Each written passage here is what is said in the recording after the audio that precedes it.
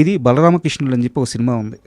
శోభన్ బాబు గారు, జగపతి బాబు గారు, అలాగే రాజశేఖర్ గారు వీళ్ళ ముగ్గురు ఉంటారు. ఆ సినిమా డిజిటల్ రైట్ కూడా మా దగ్గరే ఉంది. ఐ డ్రీమ్ దగ్గరే ఉంది.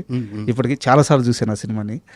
అండ్ శోభన్ బాబు గారు ఏ రోజు కూడా ఆయన లాస్ట్ మినిట్ వరకు హీరోగానే ఉంటాను, హీరోగానే చనిపోతాను, నేను ఏ క్యారెక్టర్లో చేయను అని చెప్పిన మనిషి. అలాంటిది 'బలరామకృష్ణుల' సినిమాలో ఆయన హీరో అయినా సరే ఆ క్యారెక్టర్కి ఒక నెగిటివ్ టచ్ ఉంటుంది అనమాట. శోభన్ బాబు గారిని ఎలా ఒప్పించారు? అది దట్ వాజ్ ఆల్సో బేస్డ్ అనే తమిళ్ ఫిల్మ్ అండి. సార్ శోభన్ బాబు గారికి డెఫినెట్గా ఆయనకి పెద్దరికం ఉంది ఆ సినిమాలో.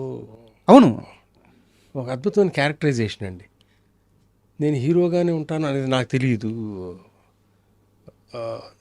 మీరు చెప్తుంటే గుర్తొచ్చింది, నువ్వు నాకు నచ్చేవారు ప్రకాష్ రాజ్ క్యారెక్టర్కి శోభన్ బాబు గారు అయితే ఎట్లా ఉంటుందని కూడా ఒక ఆలోచన వచ్చింది మాకు మధ్యలో. ఓకే, బిగినింగ్ స్టేజెస్లో టూ ఎర్లీ, అప్పటికి టోటల్ డైలాగ్ వర్షన్ అన్నీ అవలా. క్యాజువల్గా వాకప్ చేస్తే వెంకటేష్కి ఫాదర్, ఐ మీన్ హీరోయిన్ ఫాదర్గా అనేది ఆయన చేయటం ఇష్టం లేక ఆ రోజుల్లో ఆయన చాలా చాలా ఎగ్జార్బిటెంట్ అమౌంట్, ₹1 కోటి 2 కోట్లు అయితే చేస్తానని నేను చేయను అని చెప్పడానికి ఇండైరెక్ట్గా చెప్పడం.